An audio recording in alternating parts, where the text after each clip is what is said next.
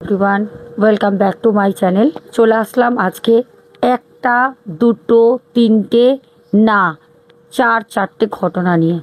হ্যাঁ, আর একটা চমৎকার প্রথমে তোমাদের বলবো, সত্যি পৃথিবীতে এখনও পর্যন্ত যারা বলে ভূত অথবা ভগবান কোনো কিছুই এক্সেস করে না, তাদের জন্য আমি বলবো, যেরকম আত্মার অস্তিত্ব আছে সেরকম ভগবানও বিরাজমান, উনি আছেন।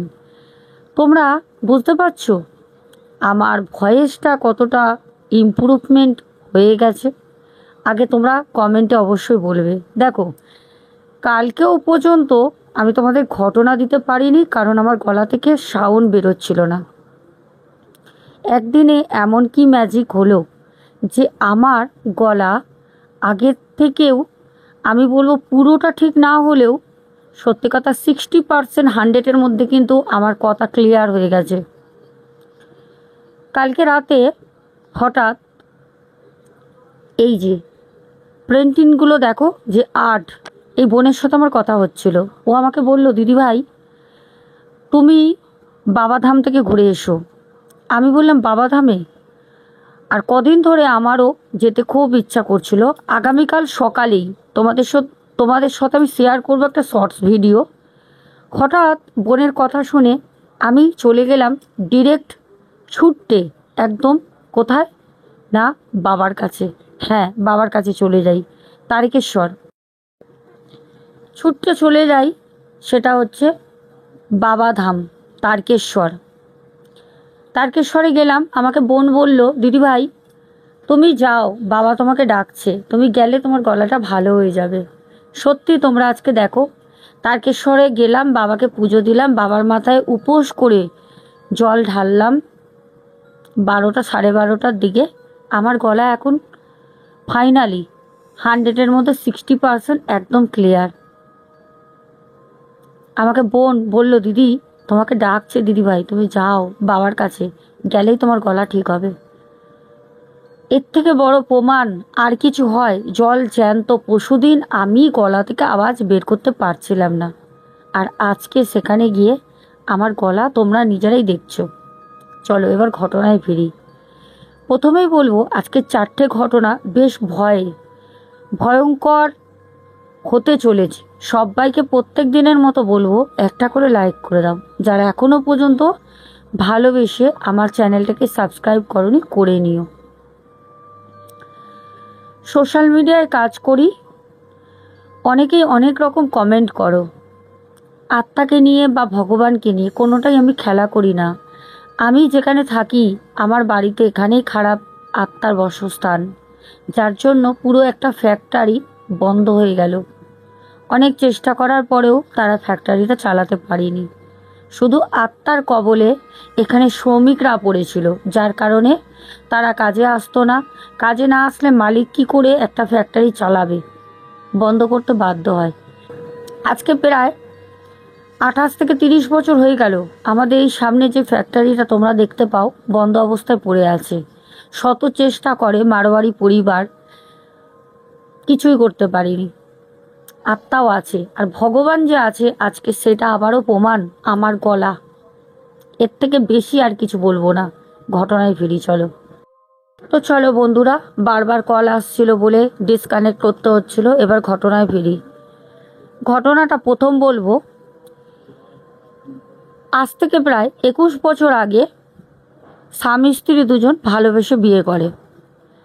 শ্বশুরবাড়ির তরফ থেকে মেয়েটির অমত ছিল। ছেলেটি সেই মেয়েটিকেই কাজের সূত্রে বাইরে কাজ করতে গিয়ে ভালো লাগে, ওখান থেকে বিয়ে করে নিয়ে আসে।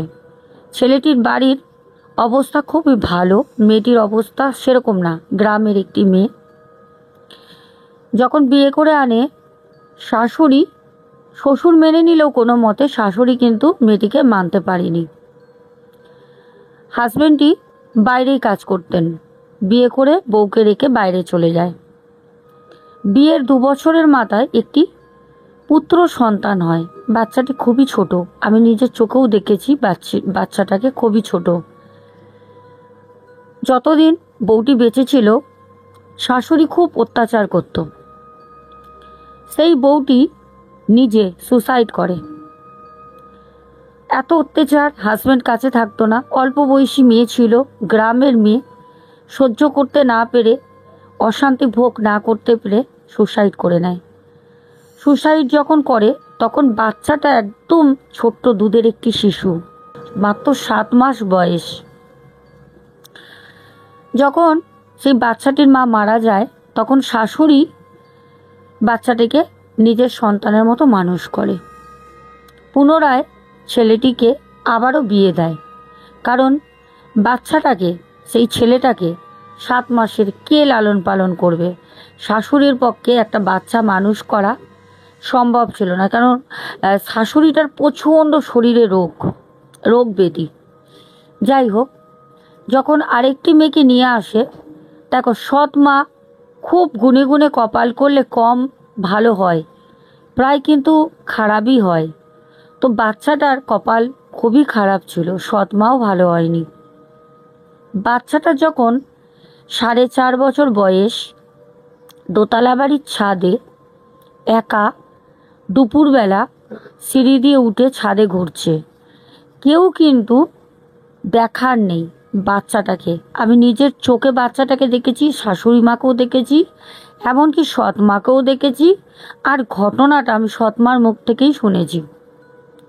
বাচ্চাটা ঘুরতে ঘুরতে একদম ছাদের রেলিংয়ের সামনে, একদম যে খোলা ছাদ, একদিকে মানে সবে ঢালাই দিয়েছে, আর 3 দিক খোলা ছাদের, বাচ্চাটা দুপুরবেলা হঠাৎ খুব কাঁদছে। যখন সৎমা দোতলার রুমে ঘুমাচ্ছে শুনে ছুটতে গেল, ছুটে উপরে গিয়ে যখন দেখে, তখন দেখছে সেই যে বাচ্চাটা ঝুলছে এরকমভাবে, একটা 4.5 বছরের বাচ্চা দোতলার কার্নিস থেকে ঝুলছে, একটা হাত দেয়ালের মধ্যে পাঁচিলকে আঁকড়ে ধরেছে। একটা 4.5 বছরের বাচ্চার হাতের যে পাঞ্জা কত বড় হয়, এক হাতে ধরে আছে, আর এক হাত বাচ্চাটার শূন্যে কেউ ধরে আছে, যেই হাতটা শুধু টান অবস্থায় রয়েছে, টান করে আছে। ভাবতে পারছো? রিয়েল স্টোরি তোমাদের সাথে শেয়ার করছি, আমার খোদ সেই সৎ মায়ের মুখে শোনা। যখন বাচ্চাটা হাউমাউ করে কাঁদছে, কথা বলতে পারছে না, ভয় কাঁদছে যখন, তখন পাশের নিচ থেকে যারা যাচ্ছিল আশেপাশে বাড়ি দুপুরবেলা, তখন সবাই সেই বাড়ির গেট গিয়ে সবাই জোরে জোরে বাড়ি মেরে সবাইকে তোলে। অতক্ষণে কিন্তু সৎমা উপরে উঠে যায়, সৎমা গিয়ে বাচ্চাটাকে কোলে করে টেনে তোলে। সবাই অবাক হয়ে যায় যে একটা বাচ্চা এই রকমভাবে কি করে ঝুলতে পারে। ও তো পড়ে যেত, পড়ে যাওয়াটাই স্বাভাবিক। আর প্রায় 1-2 মিনিট বা সেকেন্ডের ব্যাপার না, প্রায় 10 থেকে 15 মিনিট ওরকমভাবে কাঁদছিল, ঝুলেছিল। ভাবতে পারছো কিভাবে সম্ভব? তারপর তারা যখন ভয় পায় বিষয়টা নিয়ে, তখন সবাই বুঝতে পারে যে এই বাচ্চাটার আসল মা এই বাচ্চাটার প্রাণ বাঁচিয়েছে। আশেপাশের লোকও বুঝতে পারে।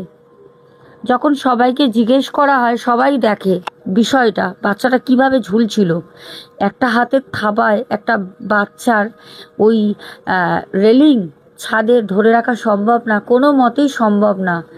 সেখানে একটা হাত এরকম টান ধরে রয়েছে কেউ, এরকমভাবে কি করে হয়? তারপর তারা যখন এক ওঝা বাড়ি যায়, খুব কাছে ওনাদের বাড়ির এক মুসলিম ওঝা আছে, সে ওঝা জানায় আর কেউ না, ওই বাচ্চাটার নিজের মা, সেই কিন্তু তার সন্তানকে রক্ষা করেছে। আর সেদিন রাতে সৎ মাকে স্বপ্ন দেয়, জাগা অবস্থায় স্বপ্ন দেয়, আমার ছেলেকে যদি না দেখিস, যদি আমার ছেলের বড় ধরনের কোনো ক্ষতি হয়, আমি তোকে আর তোর শাশুড়িকে আমি প্রাণে মেরে ফেলবো। তারপর থেকে শাশুড়ি মা আর সৎ মা বাচ্চাটাকে এরকমভাবে আঁকলে রাখে না, দেখলে মনে হবে যে সৎ মা মনে হয় এরকমই হয়, আপন মায়ের থেকেও বেশি কাছে রাখে। স্কুলে নিয়ে যাওয়া, নিয়ে আসা, খাওয়ানো, ঘুম পাড়ানো, ঘুরতে নিয়ে যাওয়া, যেরকম নিজের সন্তানকে করে একটা মা, সেরকমই এখন রাখে বাচ্চাটাকে। এই ছিল আমাদের প্রথম ঘটনা।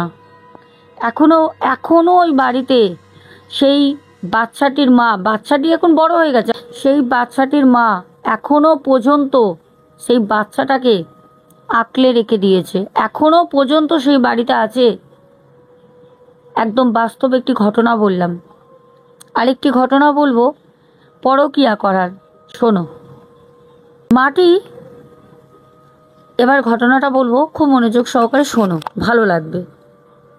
আমাদের চারপাশেই আমরা প্রায় দেখতে পাচ্ছি একটি বউ একটি স্বামীকে দিয়ে সত্যি কথা বলতে সংসার করতে পারছে না, বা উভয় পক্ষে যদি দেখো একটা স্বামীর একটা দুটো বাইরে দেখো সম্পর্কে জড়িত আছে, নয় তার অফিসে, না হলে তার যেখানে বাইরে কোনো জায়গায় আড্ডা হয়, নয় কোনো ফ্রেন্ড সার্কেলের মধ্যে ফ্রেন্ডের বউর সাথে ওতপ্রোতভাবে জড়িত আছে। এরকম বহু ঘটনা আমার কাছে আসে, সেই সূত্র ধরে আমি বলছি।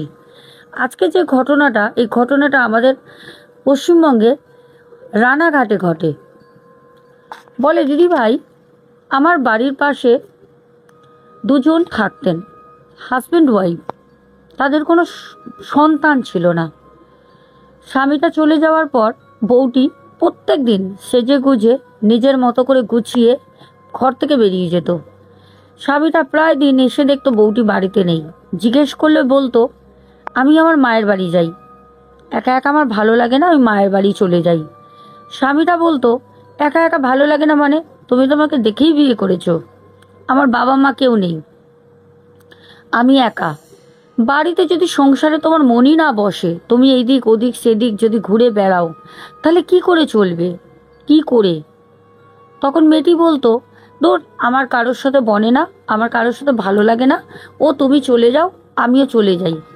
স্বামীটা আর কি বলবে? স্বামীটা যেহেতু উনি বাড়িতে থাকতো না, স্বামীটা একা একা ভাবতো, হ্যাঁ হতে পারে, হয়তো আমি থাকি না, ওর ভালো লাগে না, ও হয়তো চলে যায়, যাকগে মায়ের কাছেই তো যায়। যেখানে ছেলেটির বাড়ি রানাঘাটে, ওখান থেকে 2টো স্টেশন গেলে মেয়েটির বাড়ি, মানে মেয়েটির মায়ের বাড়ি, সেখানেই চলে যেত। একদিন ছেলেটি হঠাৎ 8টা সাড়ে 8টায় প্রত্যেক দিন রাতে আসতো, সেদিন সন্ধ্যে 6টায় আসে। এসে বাড়িতে আশেপাশে ভাড়া থাকতো, সবাইকে বলে যে আমার বউ কখন বেরিয়েছে। এবার দেখো, পারিবারিক অশান্তির মধ্যে কেউ জড়িত হতে চায় না, কারণ ওদের বাড়িতে প্রায়শই অশান্তি হতো। তো জিজ্ঞেস করতে বাড়িওয়ালি বলে, তোমার বউ তো প্রত্যেক দিন তুমি বেরোনোর আধ ঘন্টার মধ্যে সেজে গুজে, খুব সেজে গুজে ও বেরিয়ে চলে যায়, আজকেও চলে গেছে। যাও, ও তো বলে ওর মায়ের বাড়ি যায়, তুমি মায়ের বাড়ি চলে যাও, 2টো তো স্টেশন, ট্রেন ধরলেই চলে যাবে। 6টা সাড়ে 6টার সময় ছেলেটি বাড়ির আর তালা খুলিনি, সোজা চলে যায় মায়ের বাড়ি। যখন মায়ের বাড়ি যায়, তখন মায়ের বাড়িতে মেয়েটির জানতে পারে মেয়ে তো এখানে আসেই না, বলে মেয়ে তো আমার আসে না। আর স্বামীটা খুব চালাকি বুদ্ধি করে তার শাশুড়ি মাকে এমনভাবে কথাটা জিজ্ঞেস করে, শাশুড়ি মা জামাইয়ের কিন্তু চালাকি ধরতে পারেনি। পুরো একদম পরিষ্কার জিনিসটা স্বামীটার চোখের সামনে ভেসে ওঠে। বউ প্রত্যেক দিন বলে আমি মায়ের বাড়ি যাই, তাহলে বউ তো এখানে আসে না, কোথায় যায়?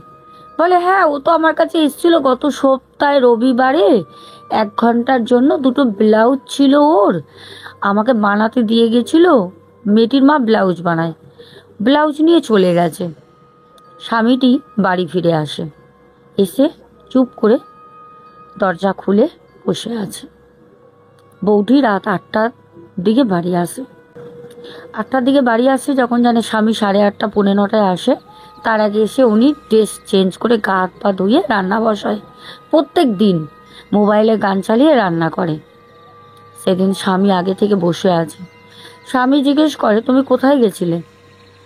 বউটি বলে, আমি মায়ের বাড়ি গেছিলাম। আরে কতদিন তোমাকে বলবো, আমি তো মায়ের বাড়িই যাই, বলি না ভালো লাগে না মায়ের বাড়ি চলে যাই, মায়ের বাড়ি গেছিলাম। স্বামীটি তখন বলে, তুমি আর কত মিথ্যা কথা বলবে, তোমার মাকে একটু ফোন করো তো। বলছে, কেন মাকে ফোন করব কেন, বেকার, মায়ের বয়স হই যে মাকে আমি কোনো টেনশন দিতে চাই না। বলে, তোমার মাকে ফোন করো না। যখন জোর করে বলে, তখন মেয়েটি ফোন করতে চায় না। স্বামীটি নিজের ফোন দিয়ে শাশুড়ি মায়ের নাম্বারটা লাগিয়ে বলে, মার সাথে কথা বল, স্পিকারে দাও। ফোনটি স্পিকারে দেয়। তখন তার মা উল্টে কি বলবে, বলছে, হ্যাঁ রে, তুই কোথায় গেছিলিস? আজকে জামাই এসছিল। তখন বউটি কাটা ছাগলের মতো দাপড়াচ্ছে, বলে না চোরের মায়ের বড় গলা, সেই লাফালাফি করছে। তুমি আমার মায়ের বাড়ি গেছিলে মানে তুমি আমাকে বিশ্বাস করছো না, তুমি আমাকে অবিশ্বাস করছো, আমি তোমার সাথে সংসার করব না। স্বামীটি বলে, আমি তোমার সাথে সংসার করব না, তুমি আমার সাথে কি সংসার করবে না বলবে, আমি করব না। যাই হোক, তারপর দুজনের মধ্যে রাতের বেলা কথোপকথন হয়। এক জায়গায় থাকলে যা হয়, নতুন বিয়ে হয়েছে, সব ঠিক হয়ে যায়। স্বামীটি বউটিকে অনেক করে বোঝায়, ভাড়া বাড়ি তো, পাশাপাশি লোক, কান্নাচি পাতে, পরের ঝামেলা, পরের খারাপ, পরের অশান্তি, বহু মানুষ আমাদের পৃথিবীতে আছে ভালোবাসে। তোমার বাড়িতে অশান্তি হচ্ছে, পাশের মানুষটা সেটা নিয়ে খুব ইন্টারেস্টেড, খুব হাসি, খুব আনন্দ, আবার পিএনপিসিও করে। কিন্তু নিজের বাড়ির অশান্তিটা তখন মনে হয় আমার মাথায় বোঝা, কেন অশান্তি হচ্ছে। কিন্তু অন্যের বাড়ির অশান্তিটা খুব ভালো লাগে না পিএনপিসি করতে। এরকম প্রচুর মানুষ আছে, তোমরা সহমত হবে। কি বলছো তোমরা? সত্যি তো তাই। দেখবে খুব ইন্টারেস্ট নিয়ে শোনে, এর বাড়ি কী হচ্ছিল রে, রাতে বউটাকে পিটাচ্ছিল না, কি হয়েছিল রে, কি ব্যাপার, স্বামীটার কোনো সম্পর্ক আছে না বউটার। লোকে খুব আনন্দ ভোগ করে, কিন্তু জানে না পরের কষ্টে নিজেকেও কষ্ট ভোগ করতে হয়। হাসতে নেই। যদি আজকে অন্যের কষ্টে তুমি হাসো, কার্মা ইজ ব্যাক, রিটার্ন কর্মা কিন্তু ঘোরে, কার্মা রিটার্ন ঘোরে, একদিন সেটা তোমারও হবে। আর সেটা দেখে শুনে আরও 5টা লোক তোমার মতো পিএনপিসি করবে, হাসবে। কারণ আমরা মানুষ, জীবনের চক্র ঘুরছে। স্বামীটা বউটাকে অনেক বোঝায়, কিন্তু বউটির জায়গায় একদম অনড় ছিল। স্বামীটাকে কথা দিল মাথা ছুঁয়ে, আমি আর কোনো দিন এরম করবো না। আসলে তুমি থাকো না, ফোনে আমার একজনের সাথে আলাপ হয়েছিল, আমি ওখানেই গেছিলাম। তবে ওর গার্লফ্রেন্ড আছে। হাজব্যান্ডকে বোঝায় তার গার্লফ্রেন্ড আছে, আমার সাথে জাস্ট ফোনের বন্ধু। তারপর আবারও বউটি প্রেমে আসক্ত হয়ে যায়, পরকীয়ায় আসক্ত হয়ে যায়। স্বামীটি বেচারা কাজ করে, মা নেই, বাবা নেই, অসহায় একটা ছেলে, বউটিকে অগাধ ভালোবাসত। একদিন ছেলেটির অফিসের এক কলিগ ছেলেটিকে বলল, কিরে, তোর বউ পার্কে ঘুরে বেড়াচ্ছে। বলল, তুই আমার বউকে চিনিস? হ্যাঁ, তোর তো ফেসবুক পেজে আমি আছি, তোর বউকে আমি চিনি তো, তোর বউকে জিজ্ঞেস করবি তো ভিক্টোরিয়ায় তোর বউ রোববার দিন বিকেলে ছিল কি না। মাথাটা খারাপ হয়ে গেল। হাজব্যান্ড বাড়িতে এসে বউকে জিজ্ঞেস করলো, সত্যি করে বলো, তুমি রোববার দিন বাড়ি থেকে বেরিয়েছিলে? সত্যি করে বলো। রোববার দিন আমি আমার মাসির বাড়ি গেছিলাম, রোববার দিন অফিস থাকে না, মাসির বাড়ি গেছিল ও। তখন বলছে, না গো, আমি বেরোইনি, মাসির বাড়িতে মাসির ছেলের পৈতে ছিল, ও যায়নি, ওর শরীর খারাপ ছিল, নতুন বউ যায়নি, তার জন্য নিজেই যায় মাসির বাড়ি হাজব্যান্ড। সেখানে গিয়ে যখন বউটি ডিনাই করে, তখন বন্ধুটিকে ফোন করে, মানে অফিসের কলিগকে। বউটির হাজব্যান্ড ফোন করে বলছে, কেন মিথ্যে কথা বলে অশান্তি বাঁধাচ্ছিস, আমার বউ বাড়িতে ছিল, কোথাও যায়নি। তখন সেই অফিসের কলিগ তাকে বলল, দাঁড়া, তোর বিশ্বাস হচ্ছে না তো দাঁড়া। সাথে সাথে একটা ফটো তার হোয়াটসঅ্যাপে সেন্ড করে দিল। ফটোতে দেখে একটা ছেলের হাত ধরে তারই বউ ভিক্টোরিয়ায় বসে আছে। এর থেকে বড় প্রমাণ আর তো জীবনে কিছু হতে পারে না। বউটি তখন বলে, এটা আমি না, বউটিকে মারে। কত সহ্য করবে একটা ছেলে, একটা সহ্যের তো সীমা থাকে। বউটিকে মারে। বউটিকে যখন মারে, বউটি সেদিন রাতে স্বামীকে ঘুমের ওষুধ দিয়ে বউটি গলায় দড়ি দেয়। বউটি নিজে সুসাইড করে, স্বামীটি ঘুমের ওষুধ খেয়ে ঘুমিয়ে পড়ে। যখন ঘুম ভাঙে সকালবেলা, অত্যাচারে সবাই বলছে তুমি অত্যাচার করতে বউটা মারা গেছে, কিন্তু সবাই জানতো বউটি খারাপ ছিল। পুলিশ নিয়ে গেল, স্বামীটাকে তারপর ছেড়েও দিল। প্রমাণ কিছু হয়নি, কারণ মেয়েটি খারাপ ছিল। সত্যের তো জয় হয় দেরি হলেও। যখন স্বামীটা আসলো, স্বামীটাকে প্রত্যেক দিন রাতে বউটি ভয় দেখাতো। কারণ যখন স্বামীটাকে পুলিশ নিয়ে যায়, বউটি যে হ্যাঙ্গিং করেছিল গামছা দিয়ে, সেই গামছাটা বাঁধাই ছিল উপরে। গামছাটা কিন্তু কেউ খুলিনি, পুলিশও কাটেনি সেই গামছাটা। স্বামীটা যখন বেল হয়ে যখন আসে, তখনও সেই গামছাটা ঝুলছে। স্বামীটাও সেই গামছাটাকে কাটেনি, ওরকমভাবে লাগানো ছিল। যখন বাড়িতে বউটি স্বামীটাকে দেখা দিত, ভয় দেখাতো রাতে, তখন বাড়িওয়ালি বলল, কি ব্যাপার বলো তো, তুমি রাতের বেলা চিৎকার করো, ভয় পাও নাকি? তখন বলল, মাসিমা, আমার বউ আমাকে ভয় দেখায়, আমার বুকের উপর চেপে বসে থাকে, আমার গলা টেপে। মাসিমা, সেই চোখগুলো লাল লাল, জিভগুলো বেরিয়ে থাকে। মাসিমা, আমার খুব ভয় লাগে, ও চুল ছাড়া। মাসিমা তার বাড়িতে যখন ঢুকলো, দেখে তো অবাক, বলছে তুমি এখনো পর্যন্ত ফাঁসির দড়ি কাটুনি? বলছে না। তখন একটা ছেলেকে খবর দিয়ে সেই বাড়িওয়ালি ভাবলো আমার বাড়িতে তো মানে একটা দূষিত হয়ে যাচ্ছে পরিবার, পুরো একটা মানে পরিবেশটা দূষিত হয়ে যাচ্ছে, এরপরে তো লোক আর ভাড়াই নেবে না। তখন একটি ছেলেকে ডেকে ওই যে দড়ি, মানে দড়ি তো না, অ্যাকচুয়ালি গামছা ছিল, সেই গামছাটাকে কেটে পুড়িয়ে দেওয়া হয় বাইরে নিয়ে গিয়ে। যখন পুড়িয়ে দেওয়া হয়, তারপরের থেকে সেই বউটি তার হাজবেন্ডকে আর দেখা দেয়নি। যেই ঘটনাগুলো আজকে বলছি সব বাস্তব, রিয়েল স্টোরি। 3 নম্বর ঘটনায় যাচ্ছি।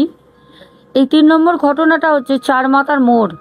চারমাথার মোড় আমরা জানি রাত 12টার সময় শনিবার মঙ্গলবার খুবই ভয়ঙ্কর হয়ে ওঠে। একদম রিয়েল তোমাদের বলছি, এরকম ঘটনা একবার না বহুবার পেয়েছি। শোনো ঘটনাটা খুব মনোযোগ সহকারে। 3 নম্বর ঘটনায় ফিরছি দর্শক বন্ধুরা।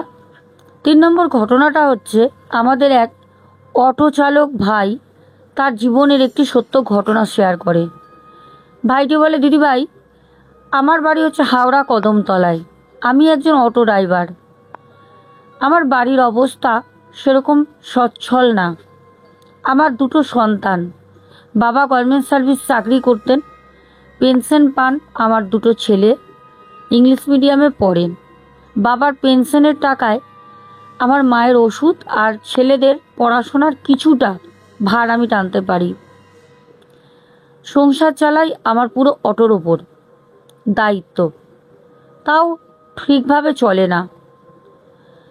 আমাদের ভাই বলে, দিদিভাই, একদিন পূর্ণিমার সময় আমার এক বন্ধুর বাড়িতে কালী পুজো ছিল। পূর্ণিমায়, আমাবস্যা না, পূর্ণিমার সময় আমাকে নেমন্তন্ন করে। এবার দেখো, আমি তো গাড়ি না চালিয়ে যেতে পারি না, আমি তার জন্য গাড়ি চালাই, প্রায় অনেকটা রাত হয়ে যায়, ওই 10:30 পৌনে 11টা। আমাকে আমার বন্ধু ও অটোই চালায়, ও আমাকে বলল, কিরে মানব, আসবি না? আমাদের ভাইয়ের নাম হচ্ছে মানব। তখন সে ভাই বলল যে, দেখ না, অনেকটা রাত হয়ে গেছে, বাড়ি ফিরবো, বাড়িতে বউ ছেলে মেয়ে, বাড়িতে বউ মা 2 ছেলে বসে থাকে খাবার জন্য, আজকে আর যাবো না, কালকে সকালে স্ট্যান্ডে, অটো স্ট্যান্ডে তুই যা ভোগ রান্না করেছিস আনিস, বাড়ি থেকে খাবার আনবো না। কারণ আমাদের ভাই সকালবেলা বাড়ি থেকে বেরোতো, একদম রাতে বাড়ি ফিরে যেত। উনি আর টিফিন বাইরেই করতেন, বউ করে দিলে দিতেন, নালে বাইরেই উনি হোটেলে খাবার খেতেন। সেখানে গিয়ে উনি বললেন, সকালে নিয়ে আসিস, আমি এখন আর যাবো না। বন্ধুটি নাছোড়বান্দা, বন্ধু বলছে, না, তোকে আসতেই হবে ভাই, আমাদের রোডের সব অটো চালকরা এসছে, তুই কেন আসবি না, তোকেও আসতে হবে। যখন জোর করে তখন সে আর না করতে পারে না, সে যায়। গিয়ে বলল, দেখ ভাই তুই একটা কাজ কর, এখন তো প্রায় 11:30 বাজতে যাচ্ছে, এখন আর খাবো না, খিচুড়ি তরকারি খেলে শরীর দেবে না ভাই। তুই একটা কাজ কর, কালকে একটা রিজার্ভও আছে, তুই আমাকে একটা টিফিন কারি করে দে, আমি বাড়ি নিয়ে যাই, প্রসাদ তো মায়ের, সবাই খাবো, আমার মাও বয়স হয়েছে, ভালোবাসেন, মা, আমার বউ, আমি সবাই মিলে খাবো, তুই আমাকে দিয়ে দে। হ্যাঁ, আর টিফিন কারিটা আমি সকালে এনে দেবো। বলল ঠিক আছে। ওই পুজো বাড়ি, বুঝতেই পারছো, গেলে তো দেরি হবে, সময় মতো তো সব কিছু হয় না, এদিক ওদিক করতে করতে প্রায় 12টা বাজে। একটা টিফিন কারিতে ভোগ গুছিয়ে দিয়ে দেয়। আমাদের ভাই বলে, দিদি ভাই, আমি নিয়ে যখন বাড়ি ফিরছি তখন প্রায় 11টা বেজে গেছে, খুব ভালো করে মনে আছে 11টা বেজে গেছে। বাড়ি ফিরছি ঠিক চারমাথার মোড় যেখানটা, হঠাৎ ওখানে একটা লোক দাঁড়িয়ে আছে, পিঠে একটা ব্যাগ, মানে যেরকম ধরো কোনো জায়গায় ট্যুরে ঘুরতে গেলে পিঠে ব্যাগ থাকে, সেরকম একটা পিঠে ব্যাগ নিয়ে কালো রঙের একটা জামা পরা দাঁড়িয়ে রয়েছে। আমি আসছি খুব তাড়াতাড়ি, কারণ ওইখানটা না অনেক মানে ইতিহাস আছে, এর আগেও অনেকের মুখে শুনেছি ভাই এখানে এরকম দেখা গেছে, এরকম অনেক কিছু ধরেছে মানুষকে। তো সেখানে দাঁড়িয়ে আমি যখন গাড়ি খুব জোরে টেনে নিয়ে আসছি, লোকটি রাস্তার একটা ধারে ছিল, হঠাৎ করে আমার গাড়ির সামনে এসে পড়ল। আমি গাড়িটা ব্রেক মেরে দাঁড়ালাম। আমি বললাম এটা কি হলো? আমাকে বললো, ভাই আমি অনেকক্ষণ ধরে দাঁড়িয়ে আছি ভাই, এরকম অনেক গাড়ি চলে যাচ্ছে ভাই, হাত দেখাচ্ছি, আমাকে একটু ভাই ছেড়ে দাও। তখন আমাদের এই অটো চালক ভাই বলে, আমি এখন যাব না, অনেক রাত হয়ে গেছে, বাড়িতে আমার মা বউ অসুস্থ বসে রয়েছে, আমি খাবার নিয়ে বন্ধুর বাড়িতেই যাচ্ছি, আমি ভাড়া নেব না। তখন সেই লোকটি বলে, তুমি আমাকে নিয়ে চলো, তুমি আমায় নিয়ে চলো, তুমি যা ভাড়া চাইবে আমি দেবো। আর আমরা সবাই জানি যারা অটো ড্রাইভার বা টোটো ড্রাইভার, তারা না কি বলতো, ট্যাক্সি চালক, তারা সারাদিন তো খাটে গরুর মতো, সেরকম তো টাকা পয়সা দেখতে পায় না। আর ওই যে যা চাইবে তাই দেব, এইটা একটা আমাদের ভাইয়ের কোথাও গিয়ে একটা লোভ হয়ে যায়, যা চাইবো তাই দেবে, সারাদিন তো সেরকম ভাড়া খাটতে পারিনি। ঠিক আছে, তখন বলে ঠিক আছে ভাই বসো। সে পেছনে উঠে গিয়ে বসে সিটে। যখন সিটে বসে তখন তার সাথে গল্প করছে। ভাই বলছে, আজকে সারাদিন আমার ভাড়া হয়নি, অনেক আগেই বাড়ি চলে যেতাম, আর এত রাতে এখানে কেন দাঁড়িয়ে আছেন? এই জায়গাটা না দাদা ভালো না, আপনি কোথায় থাকেন? তখন সে পেছনে বসে থাকা যাত্রী অটোর, উনি বলেন, দাদা আমি এখানে থাকি না, আমি বাসে করে অন্য জায়গায় যাব বলেছিলাম, আমাকে বাস না এখানে নামিয়ে দিল, বললেই চারমাথার মোড় থেকে আপনি যাওয়ার বাস বা অটো পেয়ে যাবেন, কিন্তু বাস তো আমি পাইনি, অনেকক্ষণ ধরে দাঁড়িয়ে আছি, অটো গেছে, ট্যাক্সি গেছে, আমাকে কেউ তুলিনি।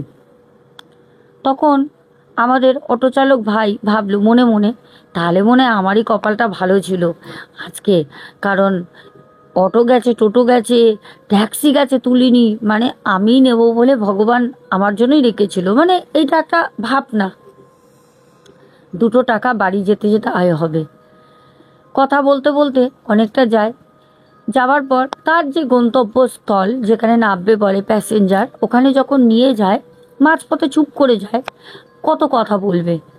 যখন গন্তব্যস্থলে গিয়ে পৌঁছয়, গাড়িটা সাইড করে পেছনে ঘুরে দেখে গাড়িতে সেই ভাই পিঠে ব্যাগ নিয়ে যে উঠেছিল সে নেই, কিন্তু গাড়ি তো কোনো জায়গায় থামায়নি, আসতেও করেনি, কারণ আমাদের অটো চালক ভাইয়ের বাড়ি যাওয়ার খুব তাড়া, প্রায় 12:30 বেজে গেছে, তাড়াহুড়ো করছে, বাড়িতে 2 ছেলে, বাবা না গেলে খায় না, অনেক রাত হচ্ছে, তাড়াহুড়ো করে কোনো জায়গায় তো দাঁড়ায়নি। তাহলে সেই প্যাসেঞ্জার পিঠে ব্যাগ নিয়ে উঠেছিল, সে নাপলো কোথায়? সে নাপলো কোথায়? ভাই খুব ভয় পায়, ওখান থেকে কোনো রকমে গাড়ি আবার ব্যাক করে ঘুরিয়ে নিয়ে সোজা বাড়ি। বাড়ি গিয়ে বউকে চিৎকার করে ডাকে নাম ধরে, বর্ণালী, বর্ণালী, গেট খোলো বর্ণালী। বউর নাম বর্ণালী। বউ সাথে সাথে বেরিয়ে বলছে, এত রাত করে এলে কেন? কি তুমি কালকে বলেছিলে কালী পুজোয় গেছিলে বন্ধুর বাড়ি? বলছে হ্যাঁ গেছিলাম, প্রসাদ রয়েছে দাঁড়াও। ব্যাগে করে প্রসাদ নিয়ে বউর হাতে দেয়। তখন আর কিছু জানায়নি, গাড়িটা বাড়ির এক সাইডে রেখে বাইরে সদর গেট তালা দিয়ে ঘরে ঢুকে যায়। রাতে শুয়ে বউকে ঘটনাটা বলে। বউ তখন বলে, তাহলে কে ছিল? ওটা কি কোনো আত্মা উঠেছিল? কোনো খারাপ আত্মা হলে তাহলেই তো এরকম হবে। মানুষ কি করে নামবে? আর নামলেই বা সে তো বলে নামবে, এরকম করে কেন নামবে? যদি তার কাছে টাকা নাও থেকে থাকে, তাও চলতি গাড়ি তাড়াতাড়ি টানছে এত রাতে, ওকে তো ওখানে ছেড়ে দিয়ে বাড়ি আসতে হবে। গাড়ি তো কোনো সিগনালে পড়েনি, কিছুই হয়নি রাতের বেলা, তাহলে পরে কি করে সে নামলো? তখন আমাদের অটো চালক ভাইয়ের যে মিসেস, উনি তখন বলেন, ও তুমি ঘুমিয়ে পড়ো, ছাড়ো, বাদ দাও, কি আছে, তোমার কপাল তো নিয়ে যায়নি। তখন ভাই বলে যে না গো, আমি নিতামই না, ধর, আমি ভাবলাম উনি আমাকে বললো জানো তো, যে তুমি যা চাইবে ভাড়া দেব। সারাদিন ভাড়া হয়নি সেরকম, নিয়ে গেলাম, ভাড়া তো পেলামই না, উল্টে এতটা রাস্তা আমার তেল পুড়িয়ে আসতে হলো। যাই হোক, বউ বলল বাদ দাও, যা হয়েছে হয়েছে, এরপরে আর এরকমভাবে কাউকে নেবে না। ভালো কথা। সকালবেলা ছোট ছেলেটা গিয়ে বাবাকে ডাকে, বাবা বাবা ওটো, বাবা ওটো। ঝেড়ে মেরে ভাইটি উঠে বলছে, কি হয়েছে, ডাকছিস কেন? দেখলি না কত রাতে এসে শুয়েছি, এখন ডাকছিস? বাবা একটু শুতে দে না। তখন ছোট ছেলেটি বলছে, বাবা একটা জিনিস তুমি দেখবে, চলো। হাত ধরে বাবাকে তুলে ঘুম চোখে টানতে টানতে নিয়ে যায়। গিয়ে দেখে পেছনের সিটের পাতন যেখানটা আছে পা দেয়, পা রেখে বসার অটোর, সেখানে ব্যাগটা রাখা, শোয়ানো। তখন আমাদের অটো চালক ভাই বলছে, আরে এখানে ব্যাগ রাখা, তাহলে কালকে তো উঠেছিল। হ্যাঁ, ব্যাগ রেখে দিয়ে চলে গেছে। এ কি রে ভাই, ব্যাগটা রেখে দিয়ে চলে গেল, কোথায় নামলো কোথায়?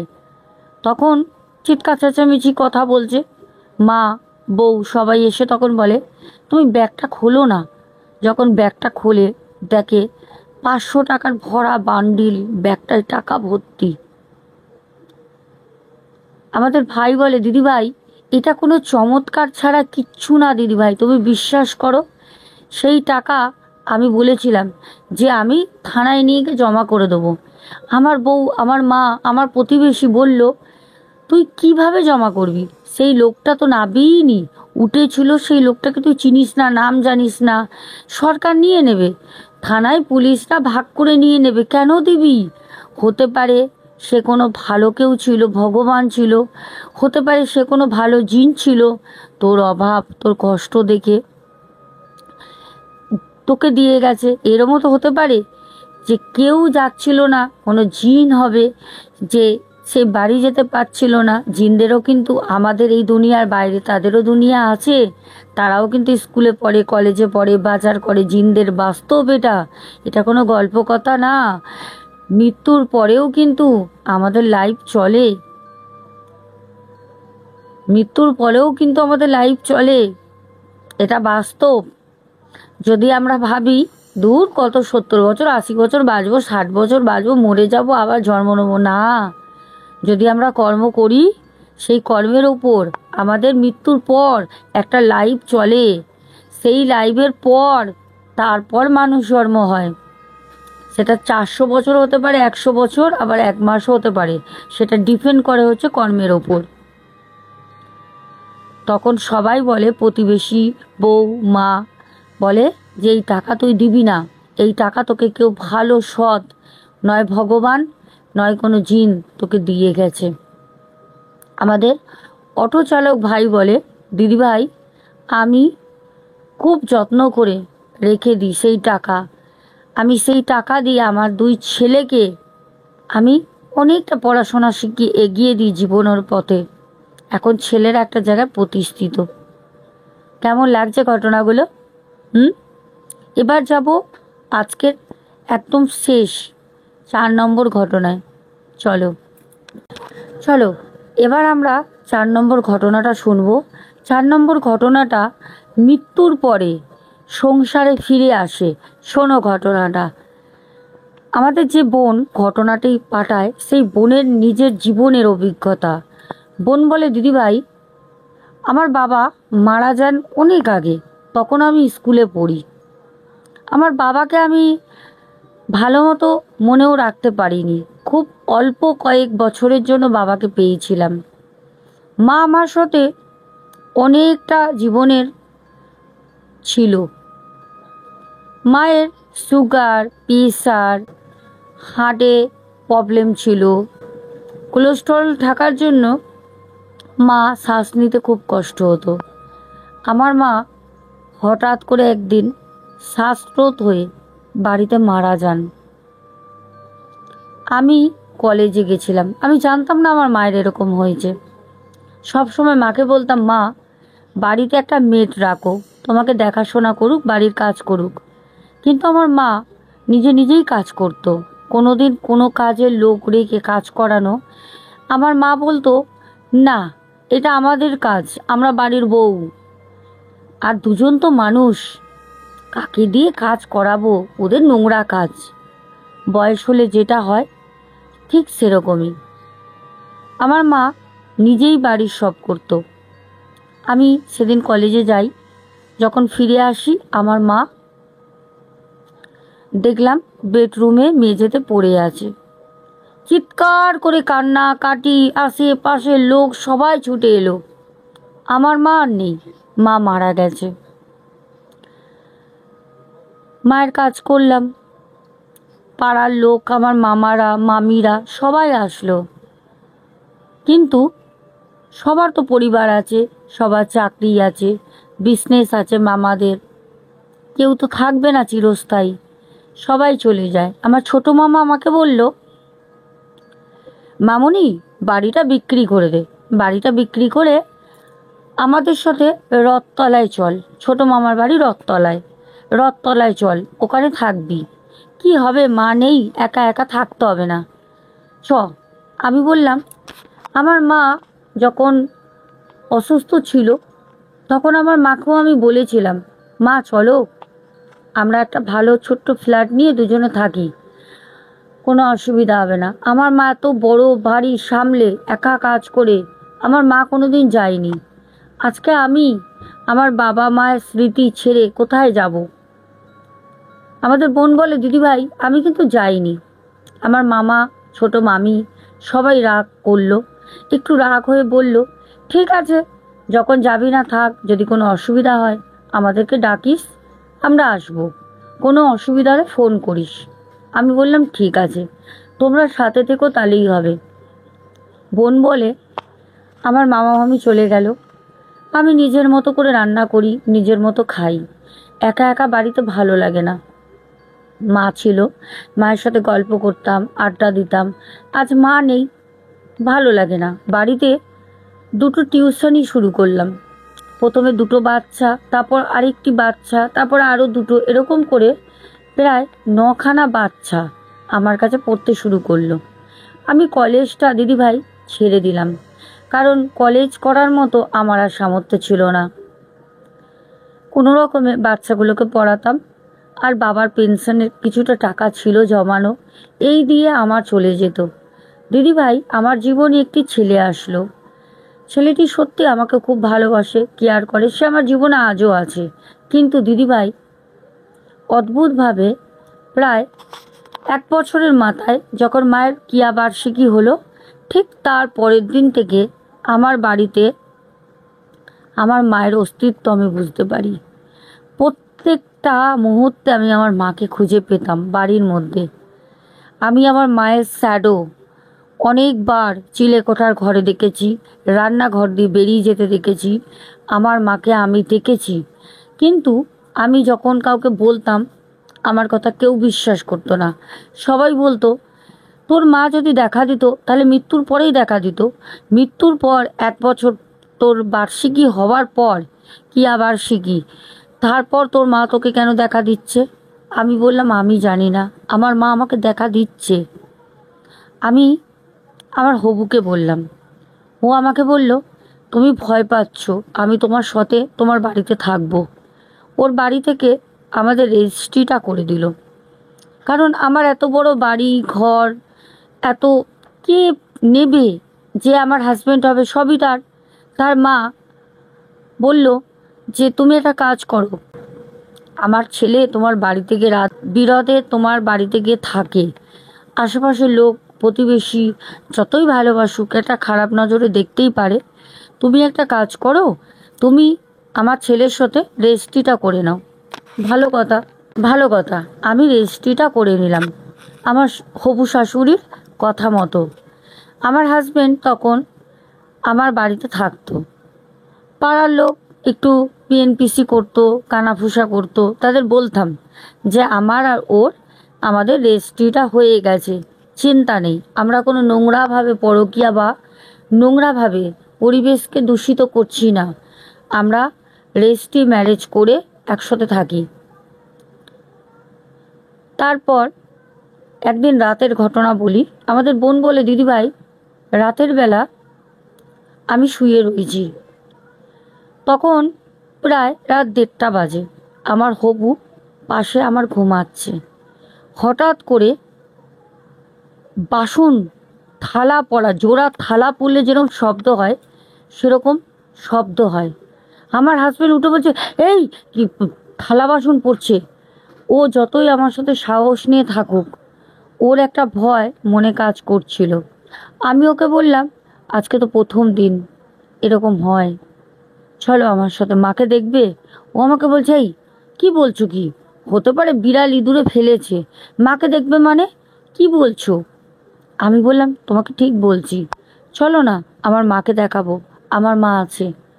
ও বিশ্বাস করতে চাইছে না।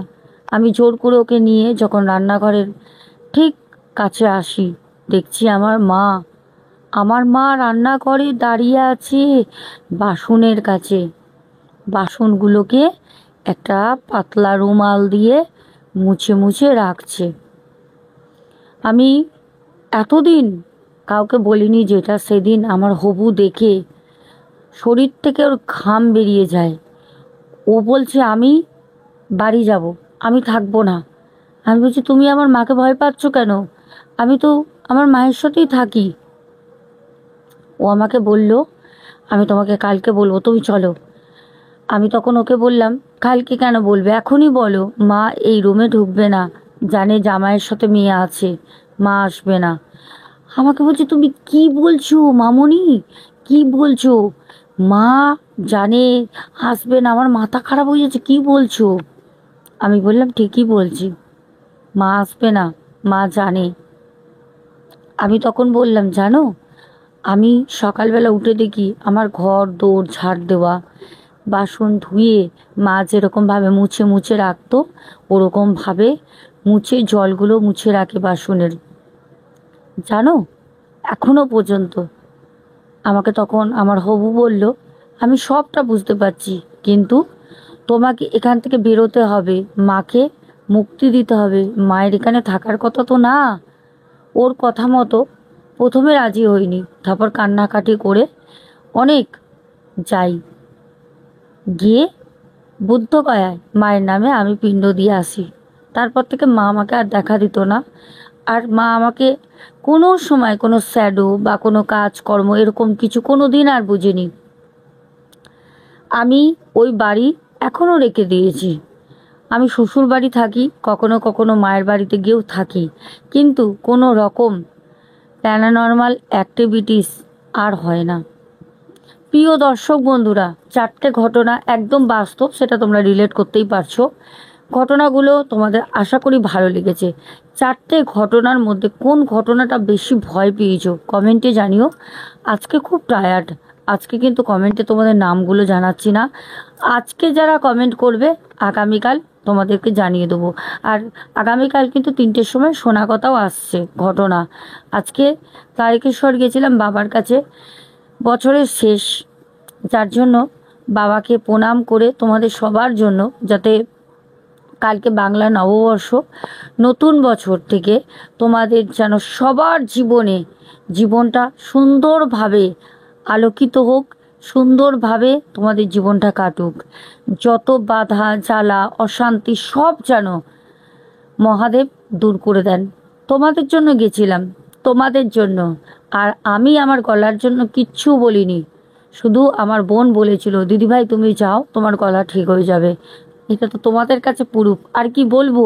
পারলে তোমরাও তারকেশ্বরে বাবাকে গিয়ে জল ঢেলে এসো। আজকে চড়ক, আজকে সোমবার, আজকে গিয়ে আমি বাবাকে উপোস করে জল ঢেলে এসছি। আজকের মতো good night, love you all, টাটা, সবাই খুব ভালো থেকো, চলো।